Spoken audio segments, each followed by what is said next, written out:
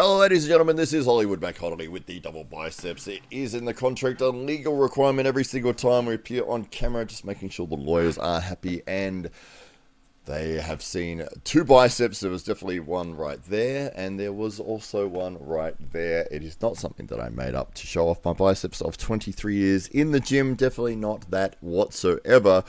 We are here to talk about Pride Fight Series number 6. We've just gotten home from the event, and Carly Angel, all credit to you. You've put on a magnificent event. This was a culmination of incredible work, hard work you and your team have put together, and you put together a fantastic card of fighters. And we saw some incredible fights. We saw some finishes. We saw the same level of production that is synonymous with the level of Pride Fight Series, and that is super high quality, amazing production. And I gotta say, like, when I go to these events, it just feels like I'm stepping into like the same level of quality that I would be if I was going to a UFC event, for example. The atmosphere is amazing. The location, it was the Heart's Mill in Port Adelaide, but you would never know that when you walk in because it is so well amphitheatric, and it was so well designed, and the crowd size, it fits perfectly in that arena. It's not too large of space where you need so many people to fill it that if you don't have enough people it looks empty, and it's not too crowded of a space where there's people just shoulder to shoulder. It was the ideal location and a fantastic production overall. The card itself was tremendous. We saw a lot of fighters that have fought previously on Pride Fight Series as well returning, including several of the Borne martial arts gym fighters, and they did a fantastic job across the board. There was some fantastic fights, the main event being Josh McCollouch fighting Pabsuek, and Pabsuek has featured as the main event fighter in the most recent Pride Fight Series events.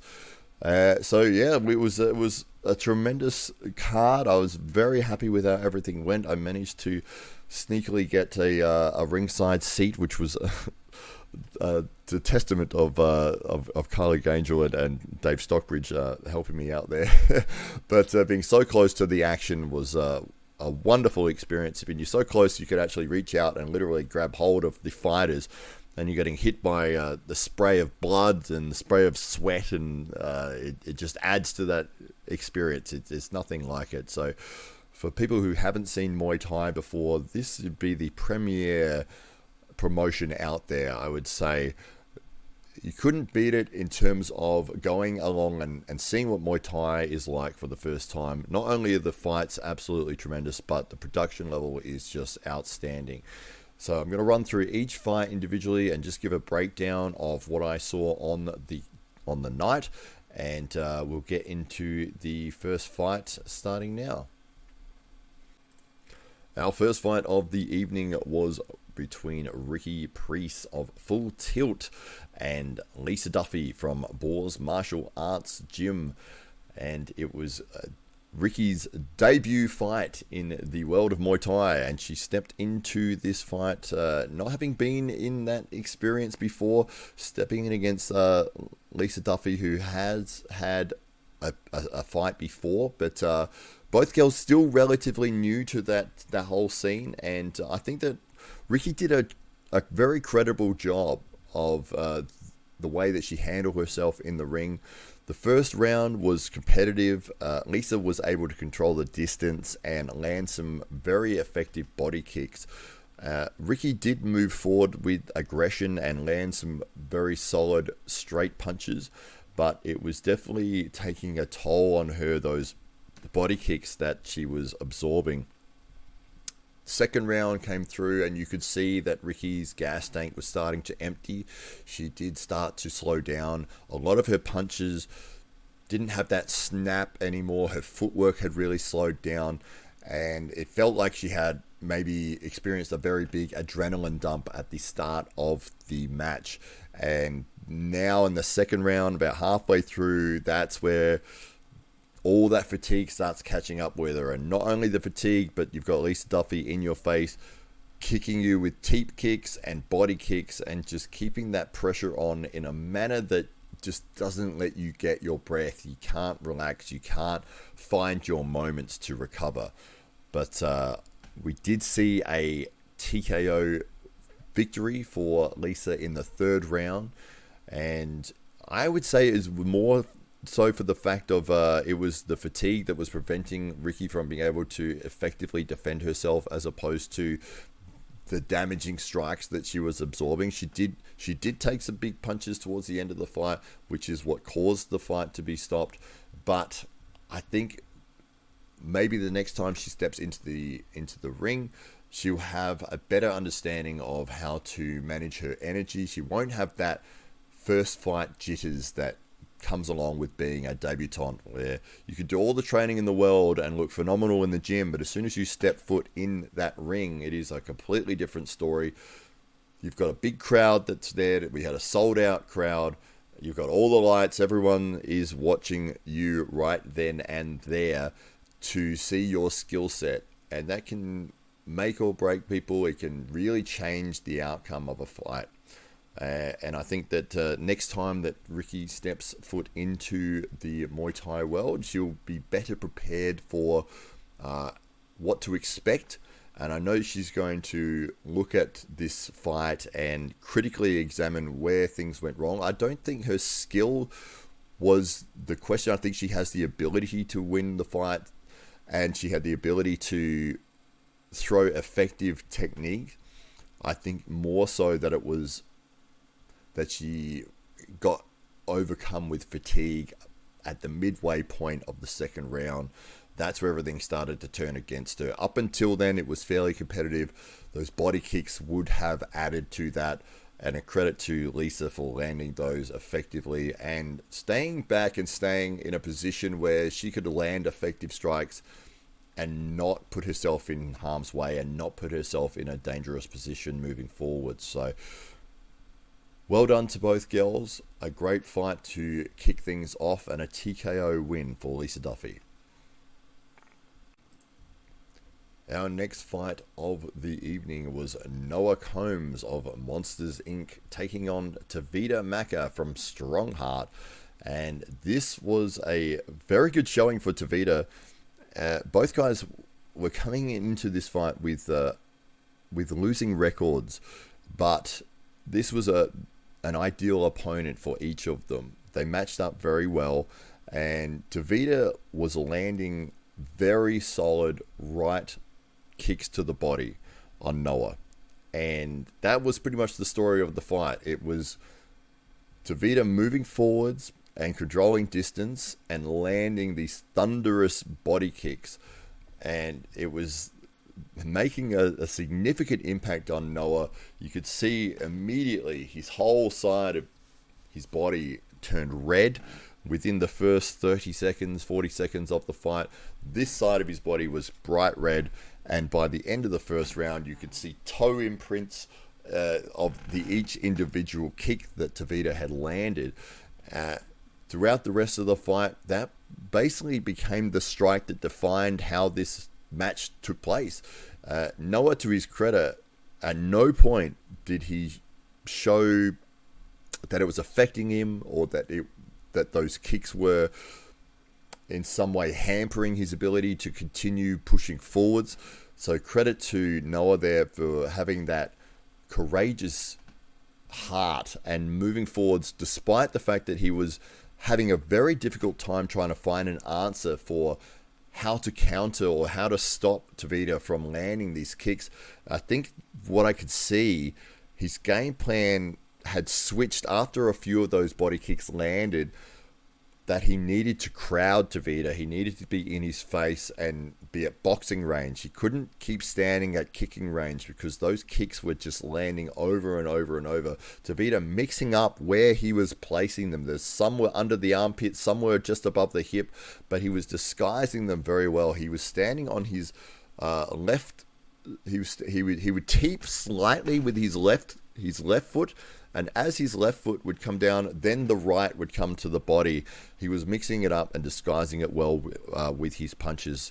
So the fight went the distance, and we saw that Tevita was able to land that kick over and over. I was expecting in the last round that Tevita was going to go high and was going to go for a head kick. At some point, I was like, he's landed 40 of these body kicks.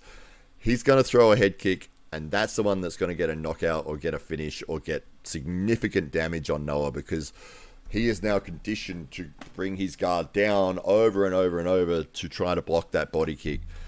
But Tevita didn't actually throw the head kick. I was expecting it to come at some point, but maybe he just didn't feel that it was in a position where it was going to land, or he was slightly out of position. But he stuck with those body kicks.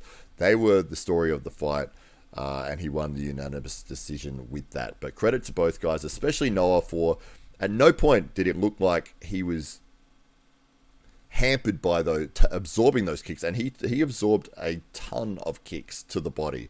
His body was almost purple on that side, and his back, you could see the toe imprints.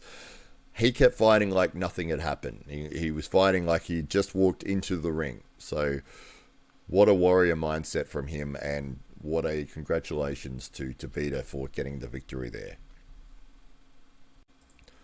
The next bout of the evening was Tess Robertson from WFC, and she took on Jenna Poker from Boars Martial Arts. And this fight was, it went the distance, and it was very much a back and forth, and it felt to me like that Jenna was in control for the first round. I gave her the first round, and I was giving her the lead in the first third of the second round. She was using very effective distance control, and she was very accurate with the strikes that she was throwing. It felt to me like Tess was throwing a lot more strikes, and she was more aggressive, and she was moving forwards, but she wasn't landing those strikes. She was hitting Jenna's arms. Jenna was moving out of the way. And then when Jenna was landing, she was landing very effective strikes that really did damage to Tess. And you could see Tess's mouth, I think within the first minute, something happened in her mouth, and it exploded with blood. She had blood pouring out of her mouth.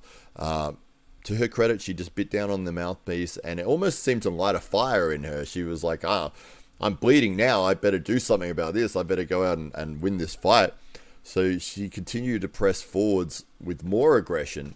In that first round, I really felt that Jenna was able to effectively counter everything that Tess was doing in terms of her aggressive movements forwards. And Jenna was able to land effective straight punches that were doing damage. So I gave her the first round. In the second round, it was the same story up until about a third of the way in. That's when Tess started to land some of her own punches, and that's where the story of the fight started to change, and it started to turn around. It started to go in Tess's favor. Tess just kept this unrelenting pace up the entire way through, pushing forwards and not giving Jenna that chance to recover and that chance to find those openings. She was just like an unrelenting, wild beast coming at Jenna non-stop, throwing punches, kicks, knees with reckless abandon, just consistently at Jenna. And Jenna's ability to find those moments of perfect counters started to dissipate. She looked like she was finding it difficult to find her moments, and looked like fatigue started to set in as well. When somebody is just non-stop attacking you and you cannot get your breath, and you're relying on the ability to step back, find the moment, bang, there's your punch, then you move away, and that now goes away because this person is just consistently coming at you and constantly just throwing 1,000 punches a minute at you. Not only punches, but knees and kicks and elbows, and cutting off the ring and in your face the entire time. So I did give the second round to Tess, and then the third round, it felt like Jenna at that point had her gas tank had run really low. She was in a position where it felt like she was just trying to hold on, and get through the onslaught that Tess was throwing her way. She did have a couple of small moments in the third round, but it wasn't enough to combat the non-stop aggressive attack that Tess was throwing at her.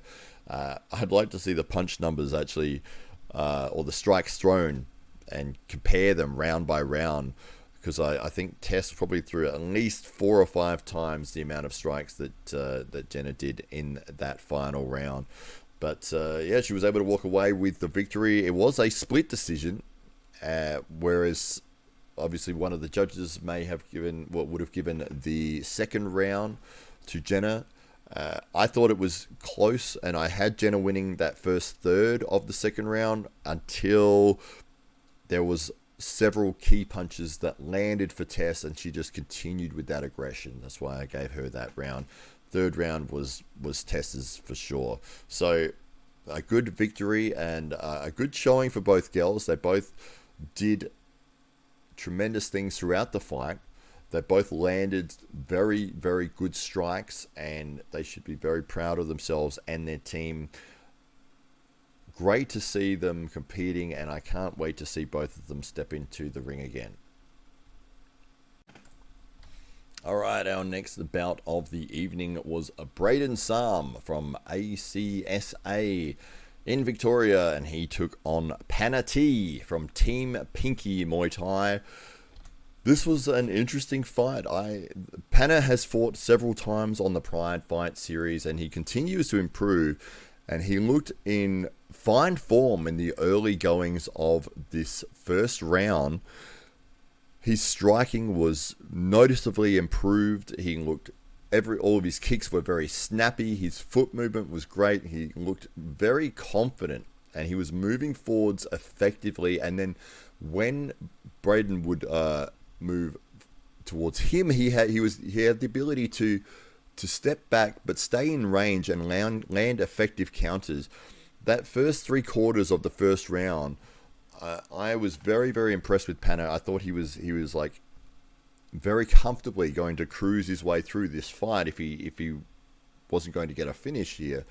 That all changed there was about maybe 30-40 seconds to go in the first round, and there was a moment where it looked like Braden either threw a kick and it didn't quite connect. The referee was sort of standing in my field of vision, but I think from what I could see, Braden threw a kick that looked like it was going to go to the body, but it looked like his knee hit Pana right in the liver, which dropped Pana to the deck, and he was down for the it wasn't for the count. He did manage to get up, but he was visibly shaken by that strike. He had to really collect himself, and to his credit, he did that. He took the standing 8 count. He moved back. This is quite a good tactic for anybody who is a fighter to watch what Pana did here on his standing 8 count to get just a couple of little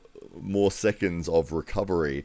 Is as the referee was getting towards the count of 8, Pana put his hands on his hips, and he would turn away from the referee, take a couple of steps, turn back to the referee, and then he would approach the referee to say, "I'm okay, I can continue." And it probably only gave him another 2 seconds worth of recovery time, but that can be the difference between being able to continue in a fight and not.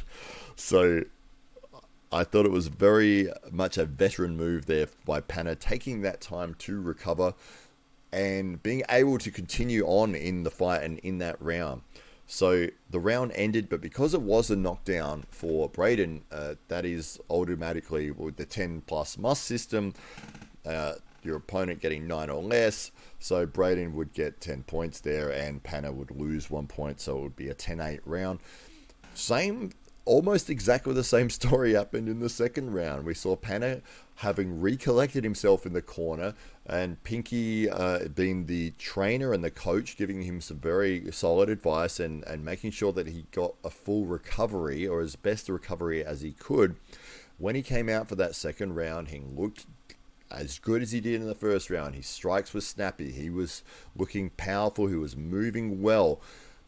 Braden landed another kick to the body, which took Pana to the floor. And it was the opposite side this time. It looked like it was a right high kick, which landed really high up in the rib cage section. And that put Pana down again. So this was pretty much the same timing as the first round as what happened in the second round.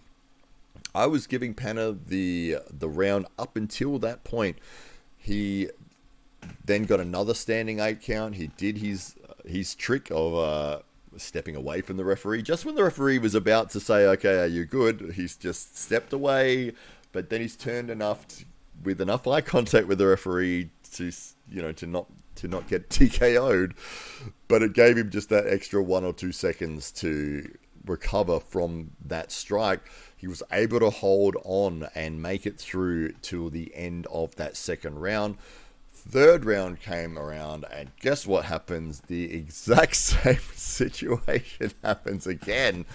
Another body strike, putting Pana on the canvas. Unfortunately, this was the third time he's gone down in this fight, and to Braden's credit, targeting the body, he was very much effective with doing that, and he found that target 3 times throughout. 3 times with effective power, effective enough to put Pana in a position where he had to drop to the canvas and get the standing 8 count. They did go to decision, and we did see Braden get the victory. It was unanimous, but that was an interesting fight because there was 3 moments in there that really changed the course of the outcome, and I don't think Pana should walk away from this feeling. I'm hoping that he doesn't feel bad about his performance, because from what I could see, his performance was markedly improved. He was moving very well. His head movement was on point. His kicks were really snappy. It looked like he had a very strong game plan going in, and I feel he was winning the fight up until the moments where he got those body shots that landed that really changed the outcome of each round.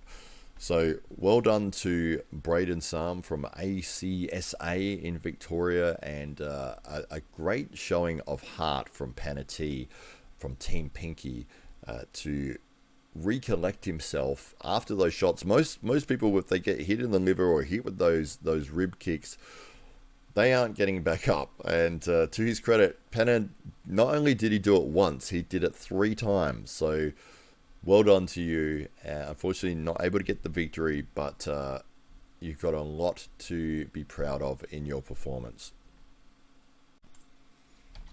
Our next bout of the evening was Leroy Leondaris fighting with Dual Master I Fight Cardio Flex, with Craig Ike in his corner, and he was taking on Luke Borne from Torahod.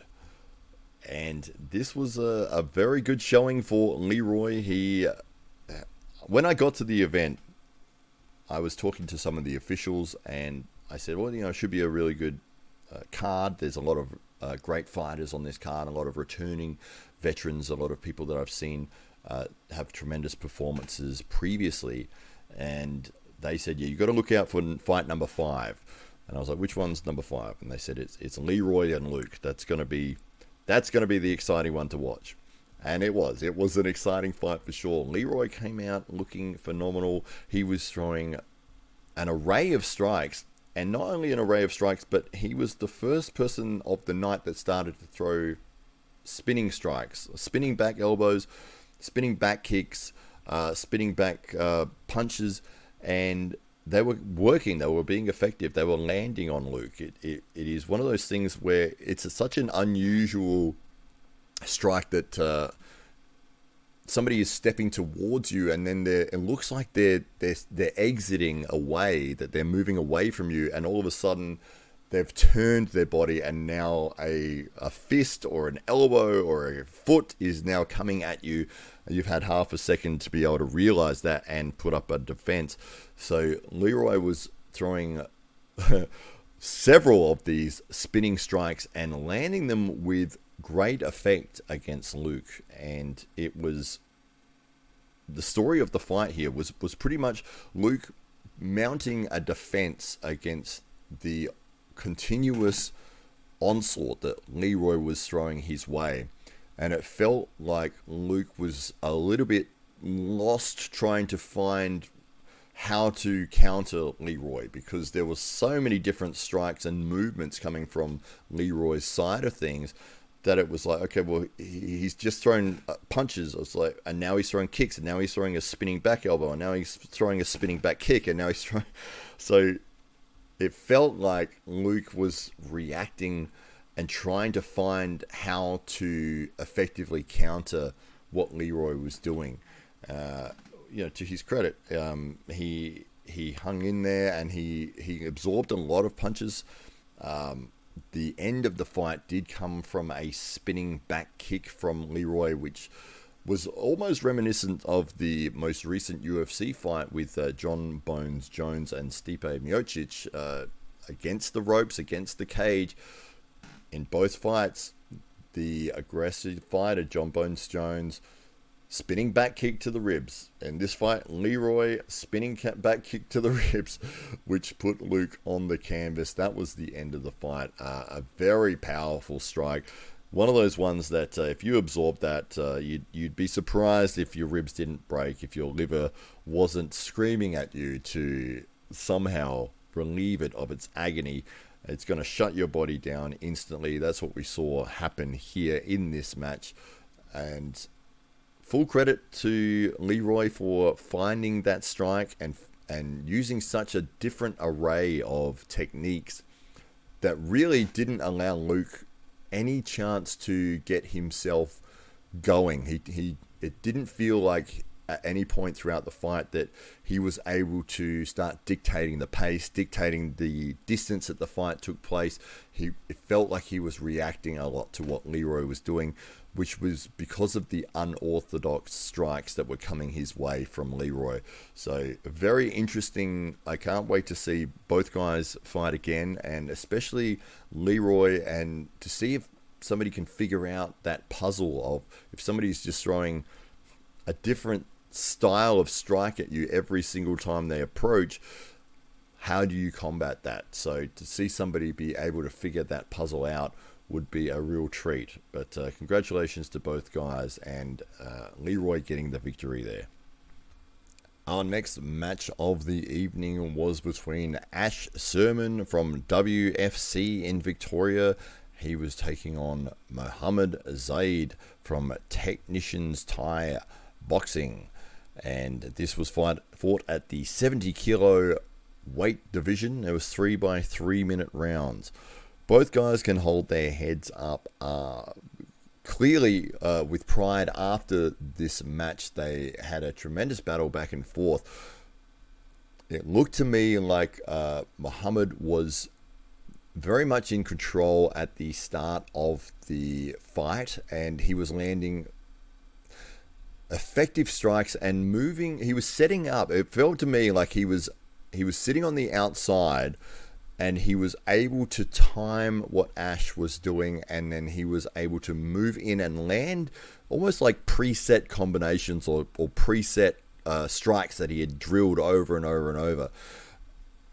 The story of the fight changed a little bit at the midway point, where Ash started to crowd Muhammad and prevent him from being able to find those moments to really set up his strikes. And Ash turned it into more of a brawl. He was more effective in that method, especially seeing Muhammad start to slow down towards the end of the fight. Ash had his moments in there, and it was a really scrappy battle. The first round was a lot more sort of technical. We saw Muhammad landing those, and I'd like to say they were like preset drilled moves. You know, he was timing when can I throw the body kick, and he would look for it. He would get the distance he needed, step in, throw the body kick, and then he would be like, I need to land the left hook. And so it felt like This is the mark of somebody who has done and trained something, a movement hundreds of times. Was he was able to do that effectively in the real fight situation. He wasn't able to make the adjustment when Ash started to really crowd him and push him into the ropes, make the fight dirty, make the fight in clinch range, and just throw with reckless abandon. It looked like the drilled moves that Muhammad had were a little bit lost at that point because he was forced to start fighting Ash's fight. Especially, he started to slow down a lot, which I think Ash really noticed. He started to pour on the offense towards the end of the fight. But to me, Muhammad's early control over the first round, and I'd say the majority of the second, he was still, even though it was the dirty boxing and there was a lot of clinch work, he was landing more effective strikes. I did give Ash the third round. And I would have been interested to see what would have happened if this was a 5-round fight. But Muhammad was able to get the victory there. Both guys did put on a fantastic performance. It looked like Ash was very close to figuring out the puzzle of Muhammad Zaid, but he sort of ran out of time. But it was an effective change-up in his strategy, recognizing what Muhammad was doing, what he needed to do to adjust to start to take over and land his own offense, rather than waiting to see when Muhammad was going to be moving in and what strike he was going to be throwing. He said, I'm not going to wait. I'm just going to come. I'm going to bring the fight to you. I'm going to make it dirty. I'm getting in your face, and we're just going to keep throwing at each other the entire time. So even though that was his change, and I think it was the correct decision to make there, it did feel like in that second round, Muhammad was more effective in those dirty boxing moments. So I had it 2-1. The judges also gave it a unanimous decision, or it was either a unanimous or a split decision. It was a decision victory for Muhammad Zaid in that match. But both guys did put on a fantastic performance, and I'm looking forward to seeing them in the ring again soon. Our next match of the evening was between Helen Stiles from ACSA in Victoria and Penny Godfrey from Boars Martial Arts, underneath Carly Angel, who is also the promoter of Pride Fight Series. We've seen Penny fight on several of the Pride cards, and she has done phenomenally well. This fight took place at the 54 kilogram limit, and Penny is not a tall girl. She's quite short and has to always find her way into her opponent's distance to be able to land effective strikes. Good thing for her is she is a master at doing that. She has developed a very, very strong game plan where she can find the moments that her opponent is either returning from a kick or returning from a punch, or they've just taken a step that's slightly out of position, and she moves straight in and attacks. And she doesn't just attack with 1 or 2 strikes, she attacks with a barrage of strikes before her opponent will usually either clinch with her or be able to break away. It felt like that was the story throughout this entire fight. Penny just finding the right moments to move in and able to prevent Helen from really mounting an effective offense. Helen did have some good moments throughout the fight, but it felt like she was not as effective with her strikes that landed comparatively to what Penny was landing. So it did go to the decision, and Penny was able to walk away with the victory there fairly comfortably. I don't think there would be any controversial moments there to say that it was closer than the judges' scorecards reflected. Well done to Penny and to Helen for stepping in there and putting on a great show for the crowd, and especially for Penny being able to use her skill set in a way that it doesn't prevent her from finding victory.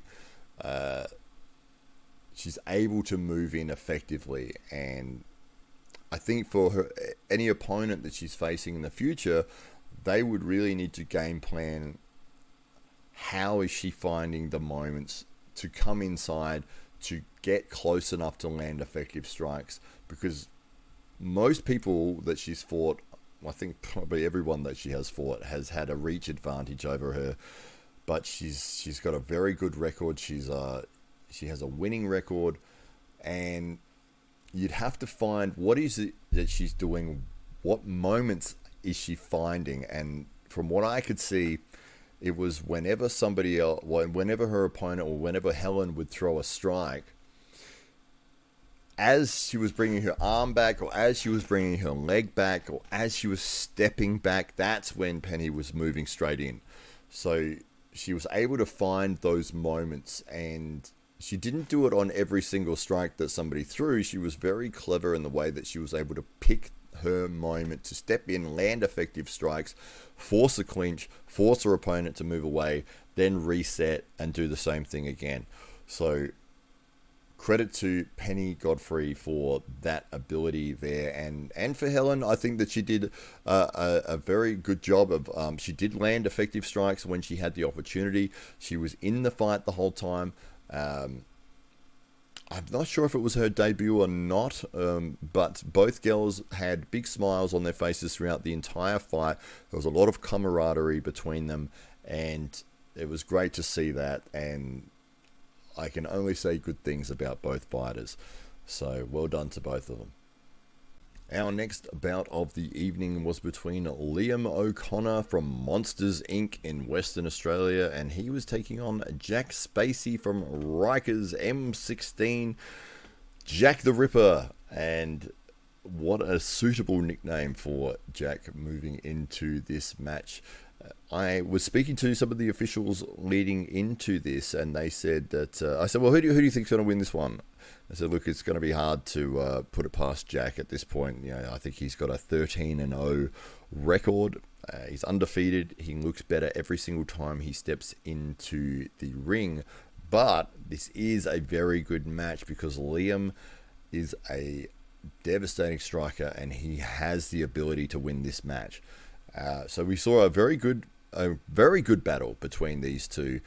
Jack, it just felt like he was one step ahead the whole time. Liam was absolutely worthy of this match, and he had the ability to win this at any moment.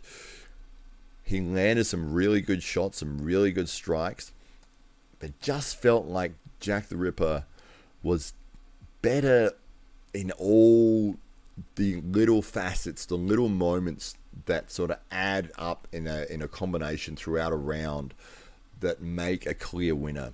And Liam's head movement especially, I was very, very impressed with his head movement.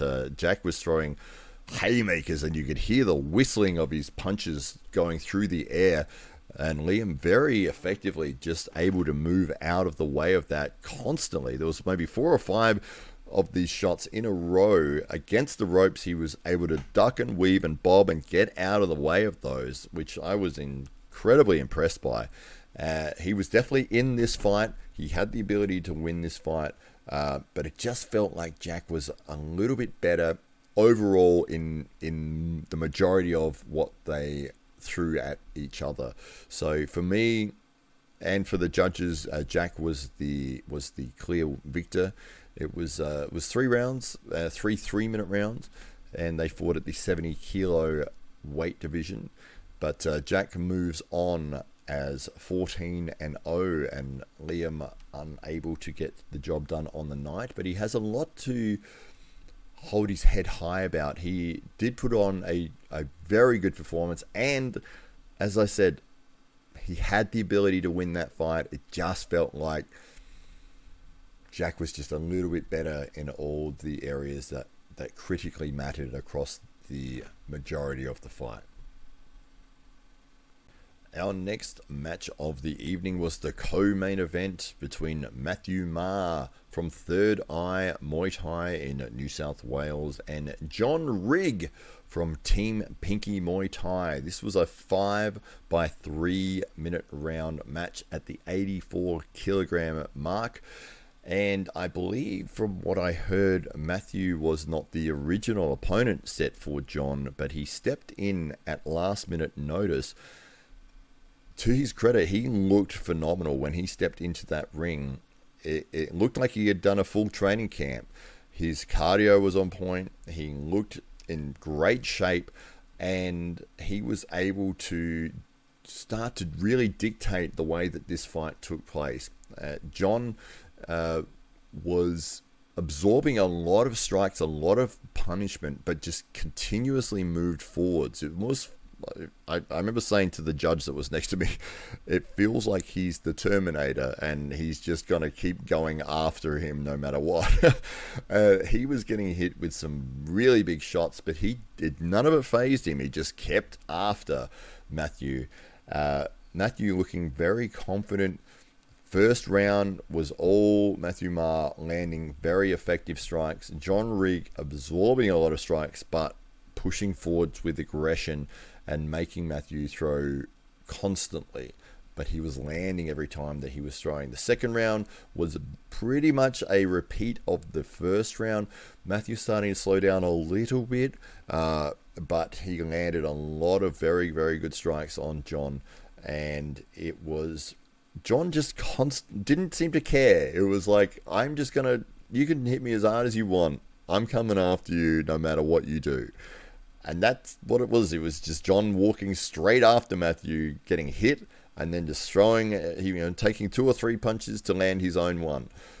But it didn't seem to faze him. He was like, I don't care. This is how I want to fight. If I have to get hit in the face to hit you in the face, I'm happy to do that.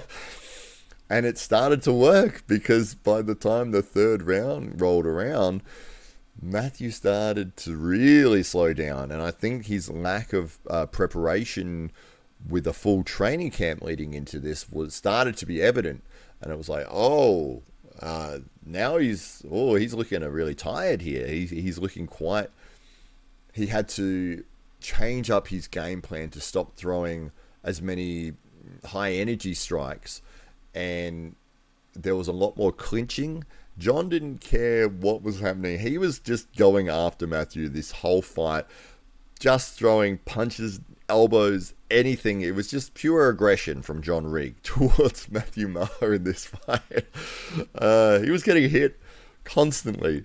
Didn't care. Just kept pushing after Maher. And it was working, because Maher started to slow down. Those punches started to lose their snap.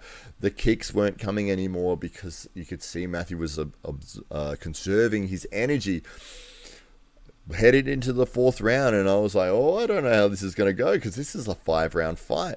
Matthew's looking quite tired here, and Jon is just like, as I said, the Terminator. He isn't stopping. He's just going to come after him no matter what. That's what we saw in the fourth round, and it was Matthew engaging a little bit more in clinch work in the fourth. You could see he was very conscious of, I need to be careful of my energy management here. The kicks, the leg kicks were not being thrown anymore. There was way more punches and elbows that he was utilizing in this. They did go against the ropes. They pushed each other, separated each other, and that's when Maher threw a high kick. The only high kick he'd thrown for maybe 6-7 minutes. Threw a high kick which landed flush on Jon Rig's chin.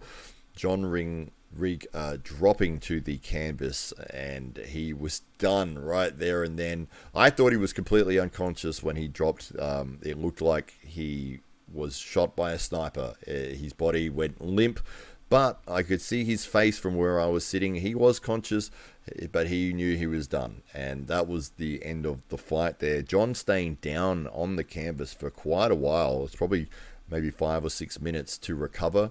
He was talking with the doctor. He was talking with his coach. Quite clever. I think that it is a very, very good move and a veteran move to do that, because so many times you see a fighter when they've been rocked, they've been hurt very badly, and they're trying to jump back up. Like, I'm fine. I'm all right. I can keep going. Why did you stop the fight? And they normally stagger around and fall over again and will do themselves more damage than anything. Jon very cleverly laid and stayed on his back until he felt that he was recovered enough to get into a sitting position. Then he was able to get to a standing position, and from there he made it to the corner where he was able to get Team Pinky, the cornerman there, were able to get him in a position where he was recovered enough that he was able to make it to the judge's decision and get his hand, he didn't get his hand raised, but he was there to see Matthew get his hand raised. So, and I did see Jon walking around the event for the rest of the night.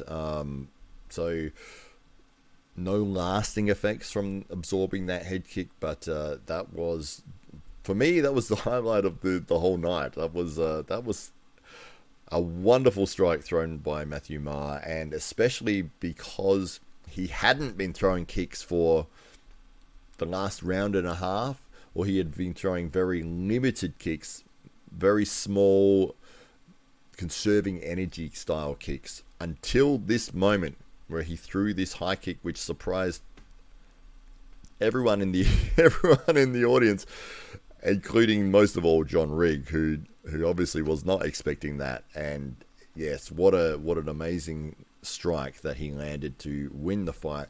Congratulations to Matthew Maher winning the fight by knockout, and very impressive performance from Jon Rig.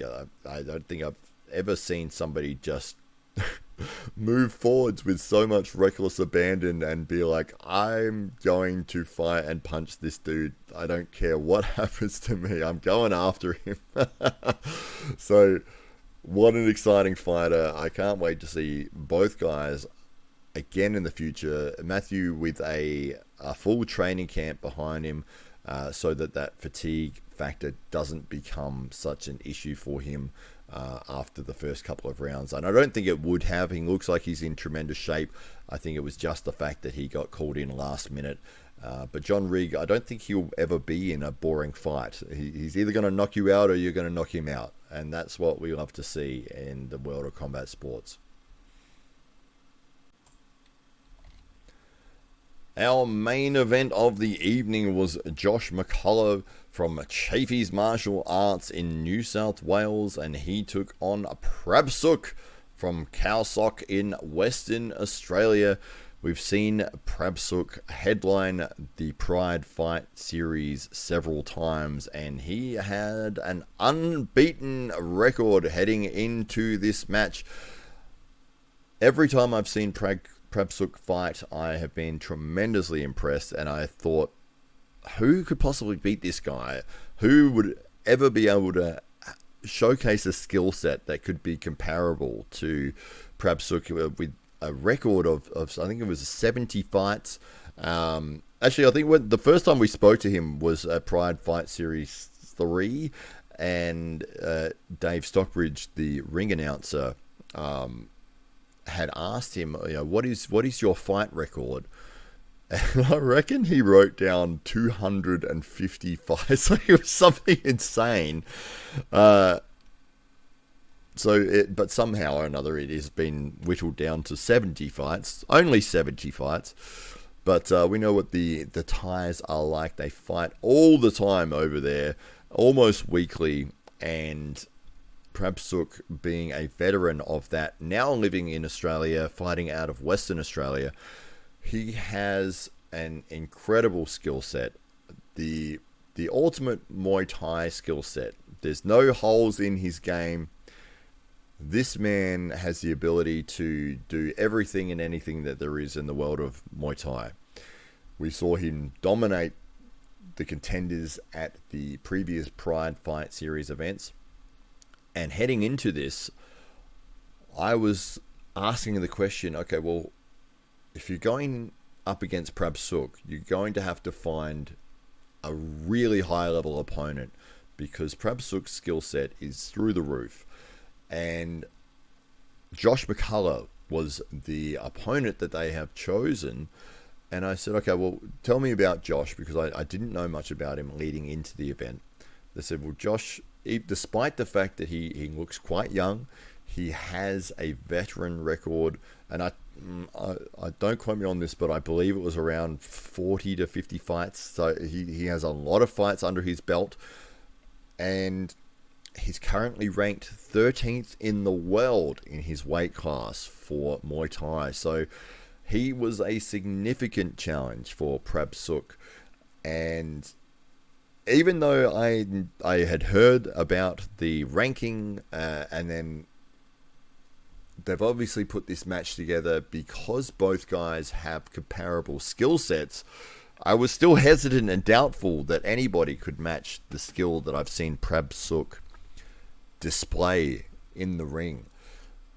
Those questions were answered fairly quickly by Josh McCollouch. This young man is something special, something to behold, and the story of the fight, we saw the Y Crew take place, both fighters getting introduced. First round starts, and you can immediately see that Josh was not only a very good opponent for Pabsuek, but he was taking it to Pabsuek. He was finding those moments that he needed to start landing strikes. Pabsuek, to me, it felt like he was sitting back and waiting to counter Josh, and every now and then he would time a burst like a blitz, and he would land like a blitz elbow or a blitz knee and then move away, and that really started to catch Josh off guard. That's how the story of the first round took place. I did give the first round to Pabsuek. Josh in the second round started to get the timing of what Pabsuek was doing, and he was expecting those blitzes, and he was moving back before Pabsuek could settle himself to do a blitz. He recognized the body language that Pabsuek was displaying before he was about to blitz, and he would move away from that, preventing Pabsuek from having the opportunity to do that. So it ended up that Pabsuek was fighting off of the ropes in a defensive manner for the majority of this round, of the second round. And Josh was throwing... Both these guys have perfect Muay Thai skill sets. It's almost feels impossible for either one of them to land an effective strike unless they've timed their strike perfectly to land as the opponent has thrown their strike. We saw Josh land more effectively in the second round, and I gave him the second round based on that. He was moving forward the entire time. Pabsuek still sitting back against the ropes, trying to find those moments to blitz, which were not there anymore because Josh had figured that side of his game out. And it felt like he was fighting very defensively.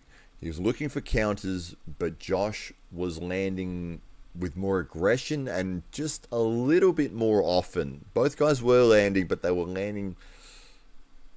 It was that because both these guys' skill sets are so high, everything they threw was being avoided or blocked or moved out of the way of so effectively. It was like, who is actually going to land an effective strike here? We only saw a couple of significant strikes actually land in that second round, the majority of which I gave to Josh. Second round I gave to him. Third round played out very similarly, and it felt like Pabsuek was trying to change his game plan up a little bit. He tried to sort of stay off the ropes, but he just sort of settled back into that position. What the difference was in the third round, that Josh started throwing not just one or two punches, but he started throwing 5 or 6. And it was the 4th, 5th, and 6th punches that started to land on Pabsuek. Pabsuek being able to easily navigate those first 2 or 3 punches, but it was the 4th, 5th, and 6th that he wasn't expecting that really started to, and maybe it was only one that would land out of those, or he would maybe block or move out the way of all 6, but it was really starting to turn the tide towards Josh, that he was in control of where this fight was going and how this fight was going to play out. He landed several significant strikes on Pabsuek. Pabsuek smiling and acknowledging that. The round ended. I gave that round to Josh. He was up 2-1. This was a 5-round event. Heading into the 4th round, we saw a very similar style being employed, but Josh started to land more often with those big combinations, and you could see there was a renewed confidence that if he throws 5 or 6 punches, he can throw that with effective aggression and then move out of harm's way. Pabsuek getting caught by a couple of those punches, the 4th, 5th, and 6th punches really started to take a toll on Pabsuek. And I think he was trying to turn the tide around. Josh kept him against the ropes with aggression. He started to land those counters, and then he landed a very, very powerful combination that really started to put him in control of what was taking place in the ring. You could see Pabsuek was shook by these punches that Josh was landing. He didn't seem to be able to find an answer to the effective aggression that Josh was displaying. He couldn't use his blitz. He couldn't find a moment to land his own counter, because he might be looking for 1 or 2 strikes to counter what Josh was throwing. When Josh is throwing 6 or 7 very effective, very accurate strikes, and when they were in the corner, Josh was able to land 2 or 3 of those very effective strikes, which rocked Pabsuek. He ended up getting the 8 count on that, and Josh wasted no time. As soon as they got the restart, he kept on with the aggression. He was very measured with his approach. He didn't just rush in and get caught by anything himself. You could see the discipline was still there. He stuck to the game plan. He kept Pabsuek on the ropes. He pushed him into the other corner, and he landed probably a 4 or 5 punch combination in a row, finishing with an upwards elbow, which landed right on the chin of Pabsuek. Pabsuek threw himself to the canvas after absorbing that strike cleverly, and you can see it was definitely a veteran move there. If you're getting hammered and you're about to get knocked out, he realized that, throwing himself down to the ground to get the standing 8 count, to get a restart on that. He actually fell out of the ring when he did it. Had to climb back through the ropes to get into the ring again. And there was only about 30 seconds left in this round, so Josh really started to pour it on. Pabsuek was holding on. They did the clap for the 10 seconds to go in this 4th round. Josh moving forwards. They clinched for a couple of seconds.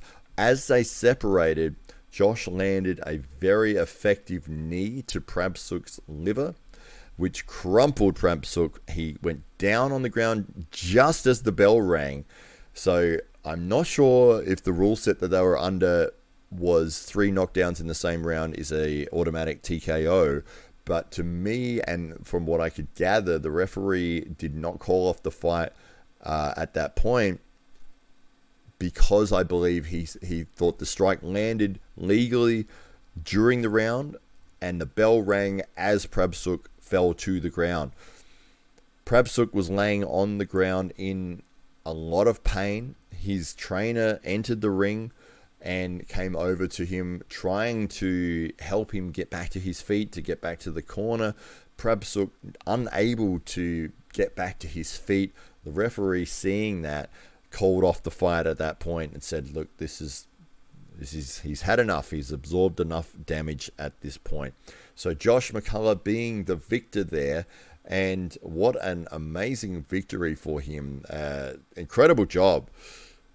I'm still slightly in disbelief because, as I said before, when I've seen Pabsuek fight, it feels like this guy was unbeatable. And to see somebody be able to come in and figure out what he was doing, and not only figure out what he was doing, but effectively shut him down and then put him away. So I was immensely impressed with Josh McCollouch. 13th in the world, you can see why. And he has an enormous future in the world of combat sports. Incredibly smart fighter. The way that he moved and the way he figured out what he needed to do was immensely impressive. Not only does he have the skill set, but he has the fight IQ to understand what his opponent is doing and how to shut it down. Congratulations to Josh McCollouch for winning the main event, and for Pabsuek for putting on a tremendous performance. He is always going to be an exciting fighter, and just wasn't his night on this day. So congratulations to both guys. Pride Fight Series 6 main event that was incredibly worthy. What a main event, and I'm just very much excited by what I saw. I cannot wait to see what Josh McCullough's future will hold.